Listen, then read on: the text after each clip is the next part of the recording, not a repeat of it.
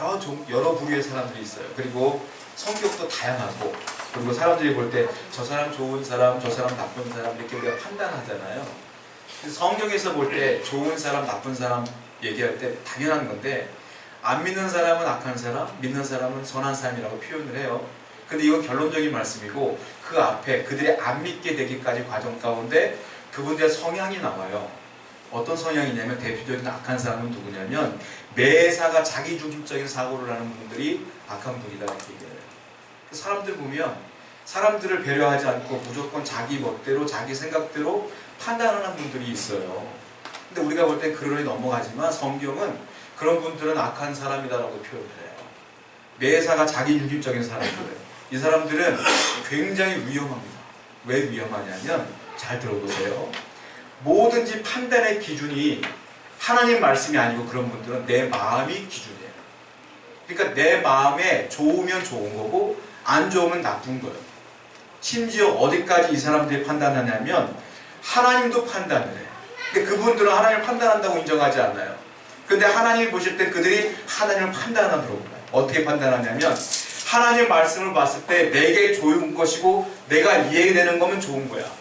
그런데 내가 이해가 되지 않고, 그 카메라 안 켜도 괜찮아. 신경 쓰지 마세요.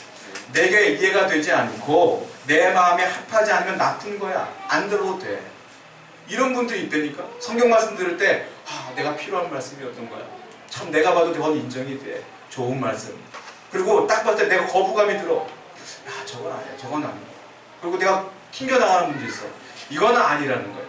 하나님 말씀은 좋고 나쁘고 다 하나님 말씀이거든. 그걸 받아들여야 되는데, 자기중심적인 사고를 하는 분들은 내 마음의 판단 기준이기 때문에 골라서 들어요. 그리고 골라서 행해요. 이런 분들은 결국은 하나님도 판단하는 거예요. 좋은 하나님, 나쁜 하나님. 천국 보내준대. 좋은 하나님. 내가 이런 죄를 짓고 있는데 자꾸 이런 얘기가 나오네. 신경 쓰지 않겠어. 이건 넘어가야지. 하나님도 판단해서 골라요. 전부 다.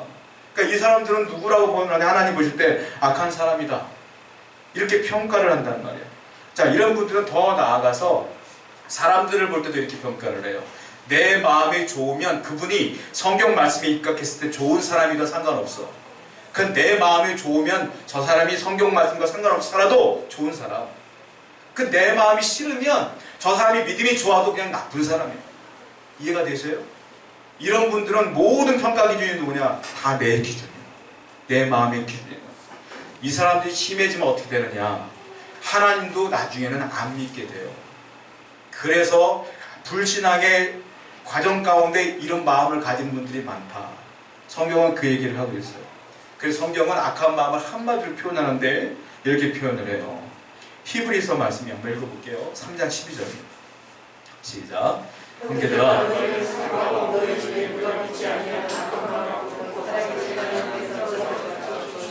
믿지 아니하는 무슨 마음이요? 악한 마음. 그러니까 안 믿는 게 악한 마음이라는 거예요. 근데 왜 안 믿을까요? 내가 봤을 때 믿을 필요가 없어, 하나님. 내가 볼 때 별로 아닌 것 같아. 그러니까 안 믿는 거거든. 그래서 그걸 악한 마음이라고 표현하는 거예요.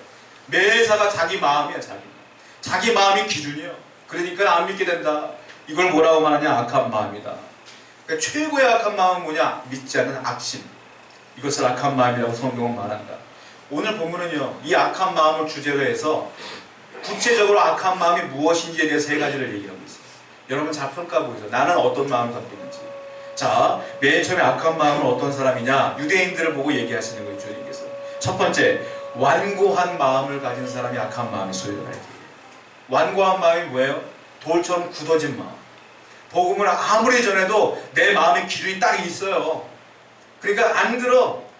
아무리 목사고 아무리 선교사고 아무리 대학 교수가 와서 하나님은 살아계셔 라고 말해도 안 믿어.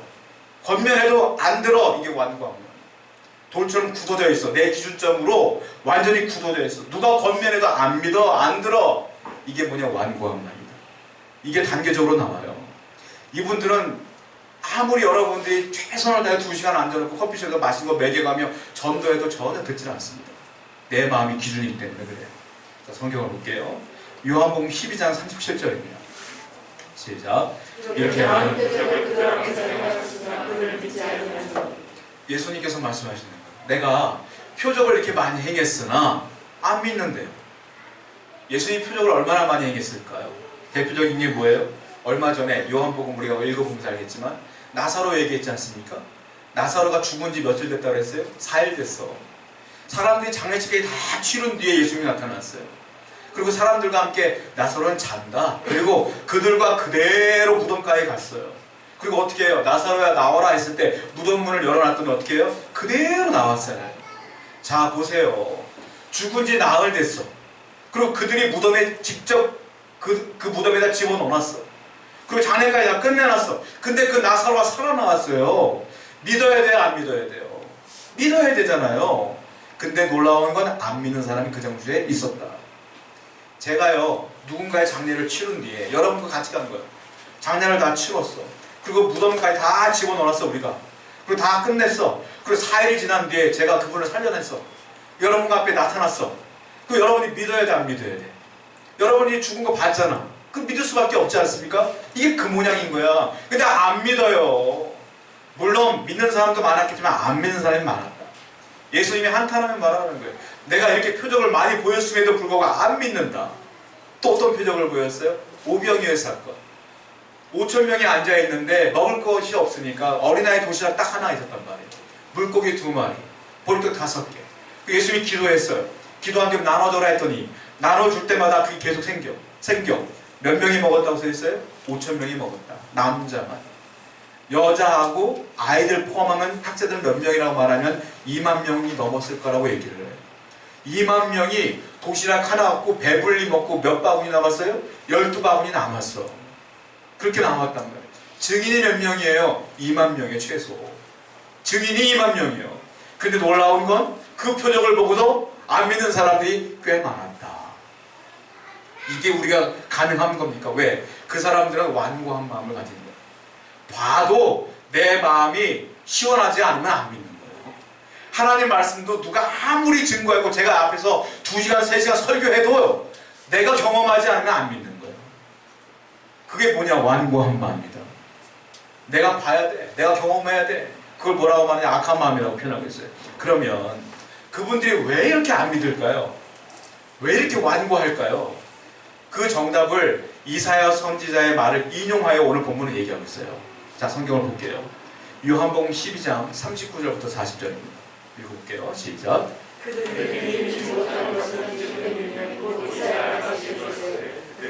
멀게 하시고 그들의 마음을 완고하게 하시니 눈으로 보고 마음으로 깨닫고 돌이켜 내게 고침을 받지 못하게 하려 하였습니다. 자, 왜 그러냐면요. 보세요. 그들이 능히 믿지 못하는 것은 이 때문이래요. 이사야가 말하는 거예요. 그들의 눈을 멀게 하셨대. 누가? 하나님이. 하나님이 눈을 멀게 하셨대. 그리고 그들의 마음을 누가? 완고하게 하셨대고? 하나님이. 그들이 완고한 게 아니라 하나님이 완고하게 했다는 거예요. 그리고 그들 하여금 눈으로 보고 마음으로 깨닫고 돌이켜 고침을 받지 못하게 누가 한 거예요? 하나님이 하셨다는 거예요. 저는 이 말씀을 읽을 때 이해가 안 됐어요. 여러분들 이해가 되셔요? 하나님은 맨날 그러잖아. 믿어라, 믿어라, 믿어라. 그런데 오늘 말씀 보니까 무슨 얘기를 하냐면 하나님이 일부러 눈을 막았대.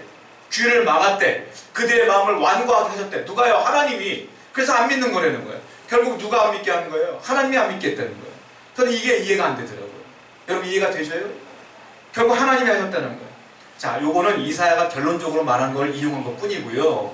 이사야가 이 앞에 계속 얘기하다 이 결론이 나온 거예요. 그럼 이사야가 무슨 얘기를 했느냐? 자, 하나님이 이것만 보면 하나님이 그들의 눈을 막았고 귀를 막았고 마음을 완고하게 했으니까 결국은 하나님이 못 믿게 한 것이다 라고 결론이 나오지만 이거를 제대로 해석하기는 쉽지는 않아요. 자, 쉽지는 않지만 해석을 한번 해보자고요. 자, 이사야 말씀을 또 읽어봐야 돼요. 한번 읽어보겠습니다. 이사야 6장 10절 말씀. 이게 결론적인 말씀. 읽어보겠습니다. 시작. 이 백성의 마음을 그들의 눈이 감기게 하라. 염려하건대 그들의 눈으로 보고 귀로 마음으로 깨닫고 다시 돌아와 고침을 받을까 하노라 하시고. 이게 지금 요한복음의 말씀과 똑같은 말씀이에요. 하나님 뭐라고 했냐면 그들의 마음을 둔하게 해라. 그리고 그들의 귀를 막아라. 그리고 그들의 눈을 감기게 해라. 내가 염려가 되는 게 그들의 귀가 떠질까봐, 눈이 떠질까봐, 귀가 열릴까봐, 마음이 열려서 나 믿을까봐 걱정된다. 이 말이에요. 이게. 그러니까 귀 막어라, 눈 막어라, 마음을 딱 잡아라. 못 믿게 해라 이 말이에요. 이게 지금 요한복음 말씀과 똑같은 결론 말씀이에요. 결국 하나님을 못 믿겠다는 거 아니에요? 자, 그런데 이게 6장 아닙니까? 5장, 1장을 보면 그 결과가 나온 이유가 나와요. 자, 이사야 5장 1절부터 2절 말씀 보겠습니다. 왜 하나님이 이렇게 말씀하십니까? 시작. 나는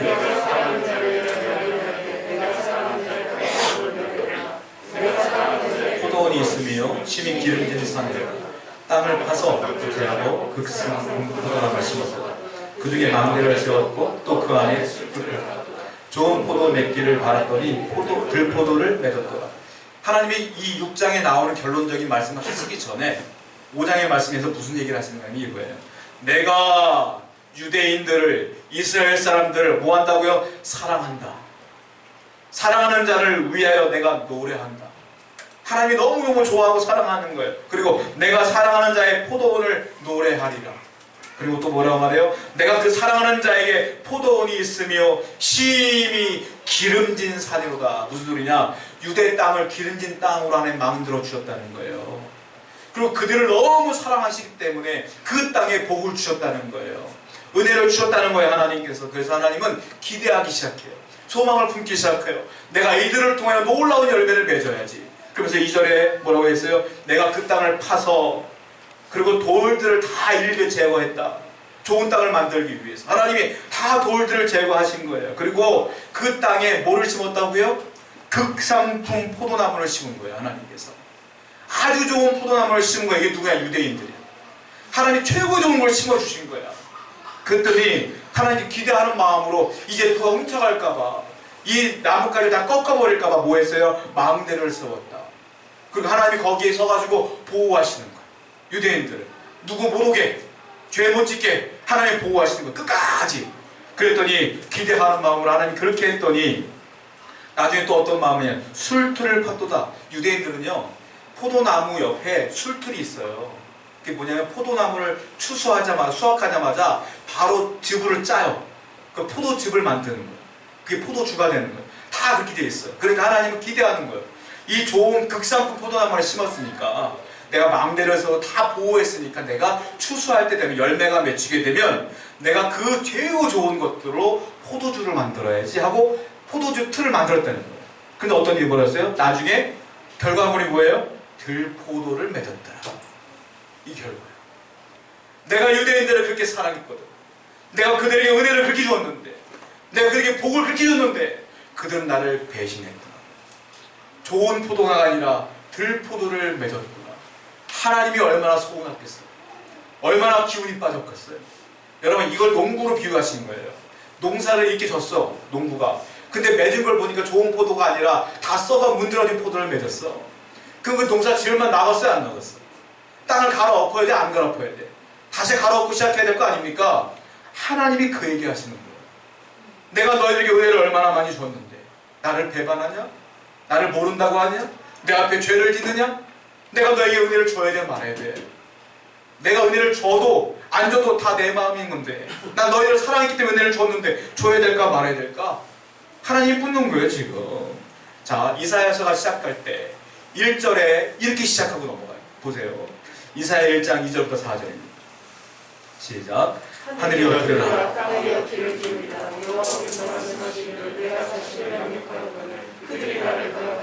손은 그 임자를 알고 마귀는 그 주인의 구유를 알고만 나의 백성은 깨닫지 못하는도다. 슬프다 범죄한 나라여, 허물진 백성, 어깨에 종려여, 행위가 부패한 자식이로다. 그들이 여호와를 버리며 이스라엘의 거룩하신 일을 만홀히 여겨 멀리하고 물러갔도다. 이사야가 시작할 때 처음 1절, 2절에 이런 얘기가 나오는 거예요. 뭐라고 말하냐면 하나님이 그러는 거예요. 내가 자식을 양육했다. 이스라엘 사람들을 말하는 거예요. 내가 정말로 최선을 다해 양육했다. 그런데 뭐래요? 그들이 나를 거역했다. 그렇게 말해요. 그리고 소도 주인을 안다. 그 너희들은 나를 이렇게 배신할 수가 있느냐? 소만도 못한 자식들아, 이 말이에요. 쉽게 말하면 개도요 자기 주인 알아요. 근데 너희들은 나를 그렇게 은혜를 줬음에도 모르냐? 그리고 4절에 보니까 슬프다 범죄한 나라요, 허물진 백성이요, 행악의 종자요, 행위가 부패한 자식이로다.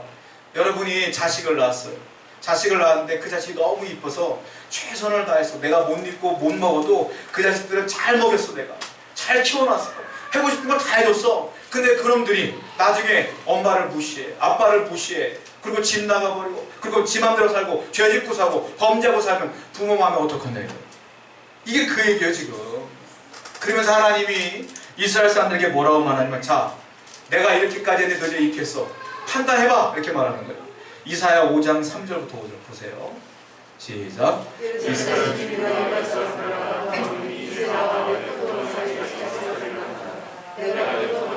행한 것 외에 무엇을 더할 것이 있으랴. 내가 좋은 포도 맺기를 기다렸거늘 들포도를 맺으니 어찌 되겠고, 이제 내가 내 포도원에 어떻게 행할지를 너에게 이르리라. 내가 그 울타리를 걷어먹기를 하게 하며 그 담을 헐어 짓밟히게 할 것이다. 뭐라고 말해요? 3절에 보니까 내가 이렇게 극상품을 포도나무를 심었고 정성을 다하여 너희에게 은혜를 주었거늘 너희가 그렇게 했다 이거예요. 들포도를 맺었다. 자, 3절에 보니까 이제 나와 내 포도원 사이에 사리를 너희들이 판단해봐라. 내가 잘못한 게 뭐니? 이거예요. 판단해봐라. 내가 너희에게 은혜를 줘 말어. 이 말이에요. 하나님이 결정하셨어요. 5절 말씀 보니까 이제 포도원에 니들 보니까 안 되겠다. 울타리 다 걷어내버릴 거야. 망대 다 무너뜨려 버릴 거야. 그리고 누가 얻을 신경 안 쓸 거야. 다 짓밟게 할 거야. 이게 오늘 요한복음 말씀입니다. 하나님이 그래서 귀를 막고, 그리고 입을 막고, 그 마음을 막고 완고하게 했다는 말이 뭐냐면, 하나님이 그들이 정말 믿고 싶은데, 하나님을 사랑하고 싶은데 막은 게 아니라, 은혜를 주었음에도 불구하고 그들이 믿지 않고 죄 지니까 그냥 냅뒀다 이 말이에요. 은혜를 이제 안 준다 이 뜻이야 이거예요. 왜요? 완악하기 때문에, 완고한 마음이기 때문에. 오늘 현대인들도 마찬가지예요. 이때가 주전 8세기경이에요. 주님 오시기 전에 800년 전의 얘기란 말이에요. 그런데 오늘 똑같은 상황이 벌어져요. 하나님은 여러분들에게 얼마나 많은 은혜를 주었어요. 우리 감사일기 쓰지 않습니까? 감사일기 한번 써보세요. 앉아놓고 오늘 뭐가 감사하지 한번 고민해보면 감사할 거리가 생각나는 게 없어. 더 깊게 생각해보잖아요. 내가 오늘 일어난 것도 감사해. 내가 오늘 밥 먹고 있는 것도 감사해. 누구는 굶어 죽을 텐데 어느 나라 사람들. 내가 안 아픈 것도 감사해. 이게 다 감사한 거 아닙니까? 하나님은 여러분들에게 99가지를 줬어. 근데 하나가 없어. 내게 문제가 생겼어. 사업이 잘 안 되네. 직장에 문제가 생겼네. 내가 고민하는 건 한두 가지요. 나머지는 하나님 주었어요? 안 줬어요? 다 주신 거예요. 근데 그 은혜를 생각하지 않고 맨날 불평, 불만, 투덜투덜. 그러니까 하나님이 말씀하시는 거예요. 야, 사리를 판단해보자. 내가 너에게 은혜를 줬는데 또 자꾸 이럴 거야? 다 걷어내버릴까? 이렇게 말씀하시면 어떻게 할 거예요? 오늘날 똑같이 말씀하시는 거란 말이에요. 하나님은 여러분들에게 은혜를 주었어요. 많이 줬어. 엄청나게 줬어요. 얼마 전에 우리가 알다시피 서울시장님 돌아가셨잖아요. 인생 참 허망하지 않습니다. 여러분들 지금 건강하게 여기 계시잖아. 이거 얼마나 감사한 일이에요. 이거부터 얼마나 감사한 게 많아요. 근데 많은 사람들은 그럼에도 불구하고 여전히 완고한 마음으로 하나님을 믿지 않고 내 판단의 기준에 의해서 좋은 하나님, 나쁜 하나님 판단하고 있다. 이제부터 여러분들의 완고한 마음을 버리시기 바라요. 하나님 말씀은 다 진리예요. 그대로 받아들이시고 그대로 말씀 가운데 거하시는 여러분들을 축원드립니다. 이게 좋은 마음이다. 두 번째 악한 마음은 뭐겠어요? 두 번째 성경에 나오는 악한 마음은 비겁한 마음. 마음이 비겁한 사람이 악한 마음. 뭐가 비겁한 마음이겠어요? 여기 오늘 본문을 보면 바리새인도 나오고 관원들도 나오고 학자들도 나와요. 근데 그들이 하나님을 안 믿었어요. 예수님을 메시아라고 믿지 않았어요. 저는 확실해요. 뭘 확신하냐면 이 사람들이 예수님이 메시아인 걸 알고 있었어요. 알고 있었어요. 미리 알고 있었어요. 자, 동방 박사가 헤롯 왕에게 갔을 때 헤롯 왕에게 묻죠. 메시아가 어디서 태어납니까? 그때 학자들에게 물었을 때 뭐라고 말해요? 예수님은 예루살렘에 태어납니다. 베들레헴에 태어납니다. 다 가르쳐줬어. 알고 있거든. 뭘로? 머리로. 지식으로. 머리로 다 알고 있거든. 근데 문제는 뭐냐? 이 머리로 알고 있는 게 다가 아니라 이 신앙이라는 것은, 믿음이라는 건 이게 마음으로 내려와야 되는 거예요. 마음이 변화되어 거듭나는 건데 이 사람들은 머리로만 알고 있어요. 왜 그럴까요? 비겁하기 때문에 그래요. 왜 비겁할까요? 내가 이걸 믿는 순간 내 가진 모든 것들을 다 포기해야 돼. 왜요? 성경 봐요. 요한복음 12장 42절부터 43절. 시작. 그러나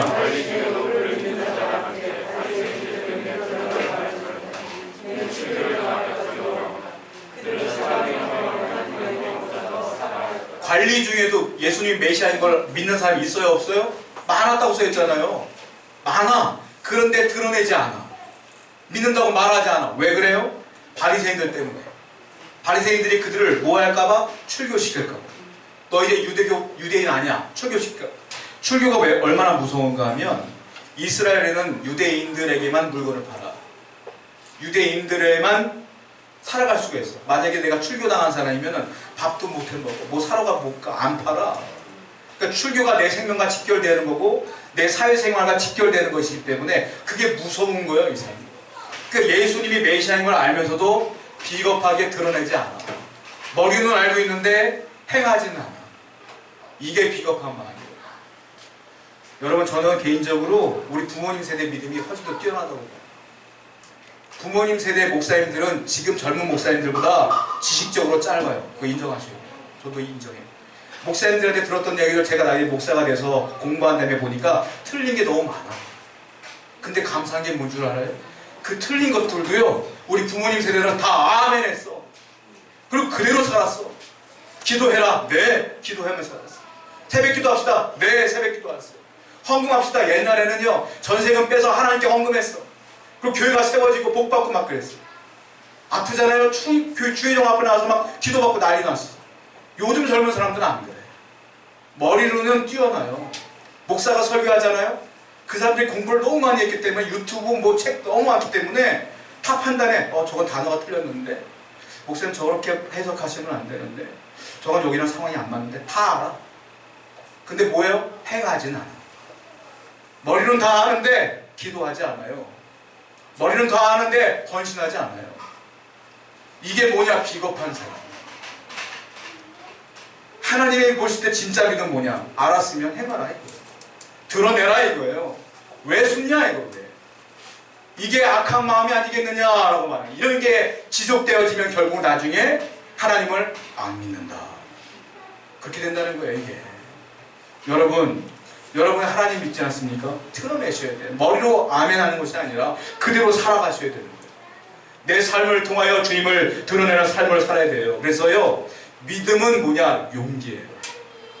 용기 있는 사람이 믿음의 삶을 사는 거예요. 직장에서나 어디서나 믿음을 드러내며 살 수가 있는 거예요. 비겁한 사람은 드러내지 못해요.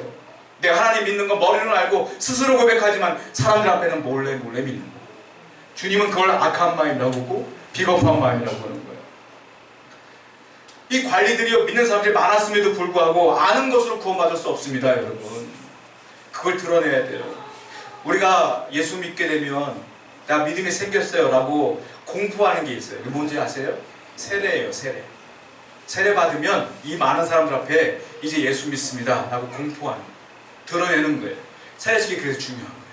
나 이제 믿을 거예요 라는 공포이기 때문에. 여러분, 예수 믿는다는 것은 머리로 깨닫고 맞아 이게 아니라 이것이 내려와서 내 마음이 거듭난 사람, 바뀌어진 사람이 예수를 믿는 거예요. 자, 성경을 보겠습니다. 누가복음 12장 8절부터 9절 말씀이에요. 시작. 내가 또한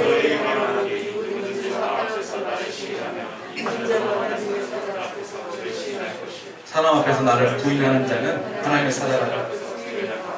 노골적으로 말씀하셨어요. 이런 사람이 너무 많으니까 너 나 믿으면 드러내라. 나도 너 드러낼 거야. 너 나 모른다고 하잖아? 나도 모른다고 할 거야.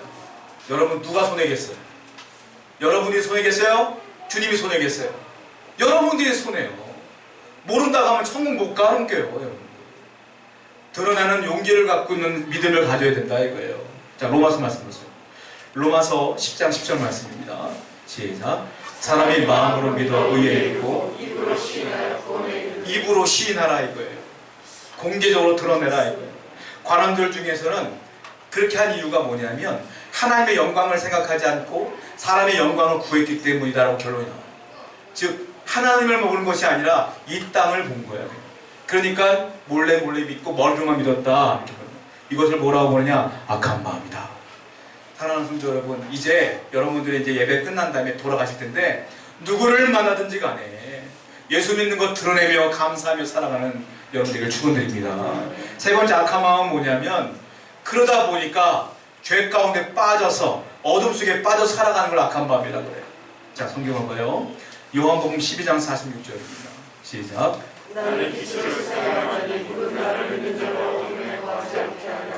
예수님 말씀하세요. 나는 그래서 빛으로 세상에 온 거야.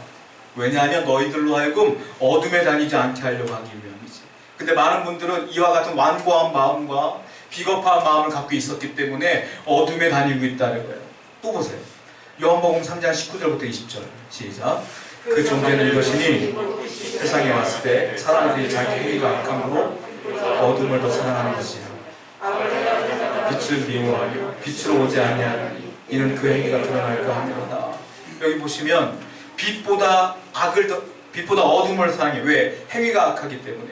죄를 짓는 사람들은요, 내가 죄인 걸 알아요. 대부분이 이거 하나님 보실 때 죄인 거 알아. 모른 척 하는 것 뿐이에요. 다 알아. 웬만하면 다 아는데 그걸 못 끊어. 왜 그러냐면 내가 주 앞에 나가면 드러날까봐 무서우니까 그냥 거기서 모른 척하고 악에서 그냥 있는 거예요.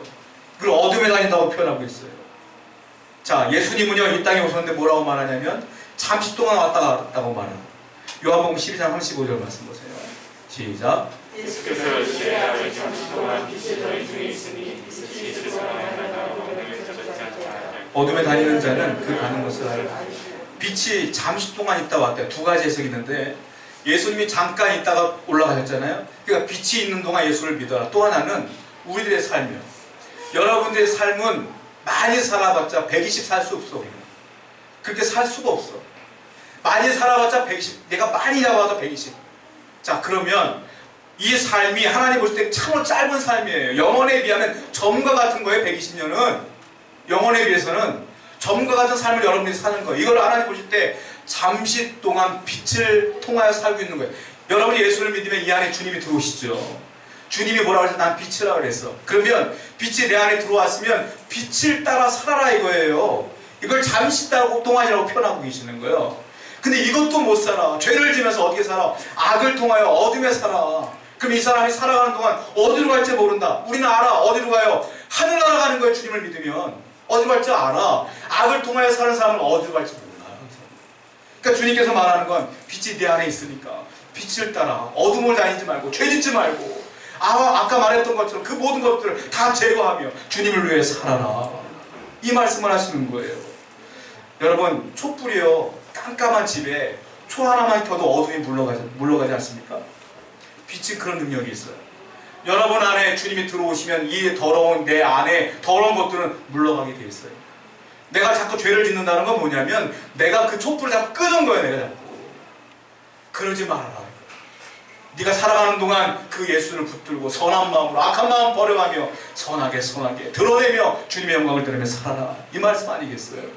결론적으로 주님께서 뭐라고 말하냐? 우리 검열하세요. 요한복음 12장 35절 말씀입니다. 아까 읽은 거 다시 한번 읽어볼게요. 시작. 예수께서 이르시되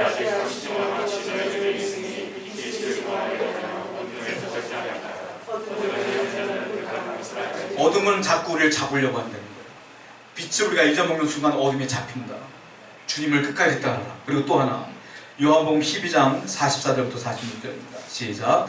예수께서 외쳐 이르시되 나를 믿는 자는 나를 믿는 자는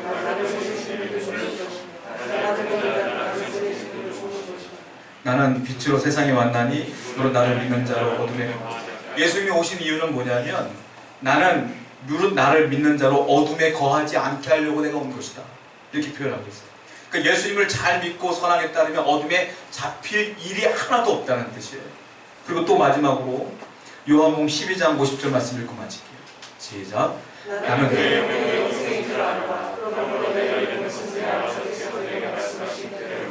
아까 말씀드린 것처럼 어둠에 잡힌 사람은 어디로 갈지 모른다고 했잖아요.